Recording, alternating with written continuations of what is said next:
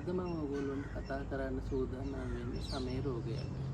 මේ සමේ රෝගය ගැන මම කතා කරන්න ඉතින් සමාජයේ ගොඩාක් අද සීඝ්‍රයෙන් පැතිරී යන රෝගය. පිලීර රෝගය. මේකට අපි කියනවා ටීනියා කියලා. ඒ වගේම සමහරවිට අපි මේකට කියනවා රින් වර්ම් කියලා.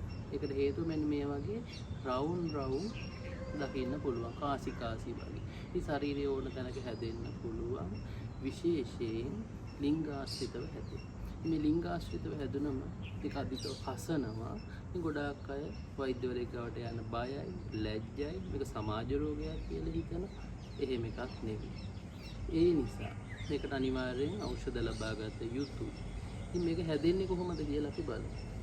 මේක හැදෙන්න පුළුවන් තියෙන රෝගියෙක් මේ රෝගේ තියෙන කෙනෙක්ගේ ඇඳුමක් යන්නේ හැදෙන්න පුළුවන්.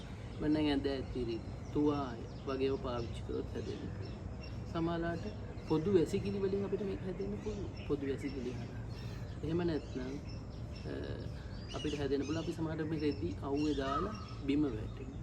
ඒ බිම වැටුණු රෙදි නැවත ඇඳොත් හොදන්න නැතුව මේ දිලීරේ හැදෙන්න පුළුවන්.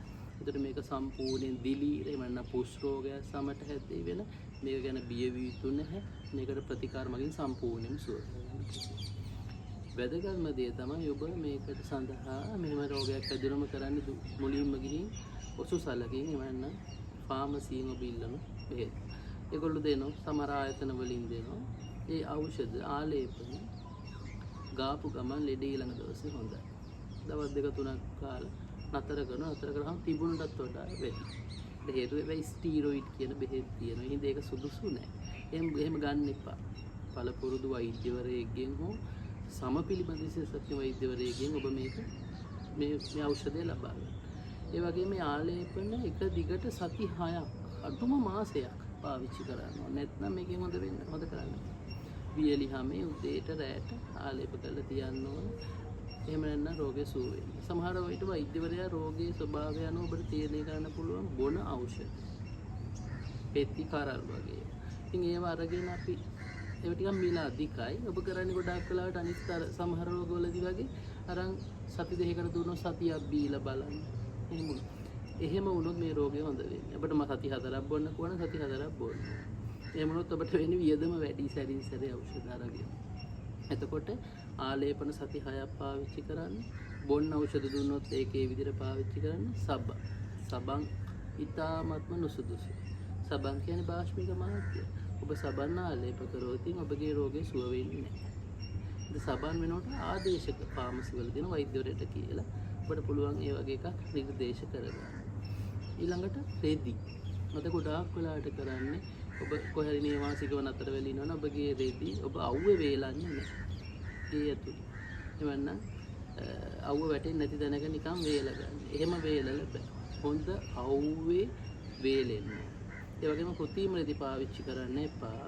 ඔබ පාවිච්චි කරන කපු රෙදි සහිත ඇඳුම් විශේෂයෙන් යට ඇඳුම්. මොකද ඒක හොඳට අවුවේ වේල ගන්න ඕන. හැමදාම අයන් කරලා අඳින්න. එතකොට අපිට පුළුවන් මේ වගේම වැදගත් දේ තමයි සතියකට සැරයක් විතර තෙත කිඳුණු යට ඇඳුම් අයන් කරන්න. අයන් කරගන්නකොට අර සූත්‍රිකා අර දාඩියත් එක්ක අර වාටි දාරවල පටිවල තියෙන දිලීර සූත්‍රිකාර තාපය අපි අයන් කරනකොට දැඩි රස්නෙට වාෂ්ප වෙන වතුර වාෂ්ප වෙන ප්‍රශ්නේදී අර දිලීර සූත්‍රය ඔක්කොම විනාශ වෙනවා. ඔබ අර වගේ කෘත්‍රිම එකක් පාවිච්චි කරොත් අපිට ඒ වගේ අයන් කරන්න බෑ. ඒ වගේ ක්‍රම වලින් අපිට මේක නතර කරගන්න පුළුවන්. ඔබට ඕන සති දෙකක් විතර ඖෂධ පාවිච්චි කරලා රෙඩේ පාලනය වුණාම ඇඳුම් සම්පූර්ණ යට ඇඳුම් මාරු කරගන්න පුළුවන්. ඉතින් ওই ක්‍රම වලින් අපිට රෝගේ සම්පූර්ණ සුව කරගන්න පුළුවන්. හැබැයි ඔබ දන්නේ නැති කම නිසා පීඩා විඳින මානසිකව පීඩා විඳින හැම විය යුතුයි. හරියට ඖෂධ ලබා ගන්න මේ රෝගේ නිට්ටාවටම සුව කරන්න පුළුවන්. ඉතින් ඔබ මේ වගේ කෙටි වීඩියෝ වලින් දැනුම වර්ධනය කරගන්න කැමති නම් මේක subscribe කරන්න, like කරන්න, share කරන්න. ඔබට මම වටිනා වීඩියෝ දිගටම ගෙනෙන්න බලාපොරොත්තු වෙනවා. බොහොම ස්තුතියි.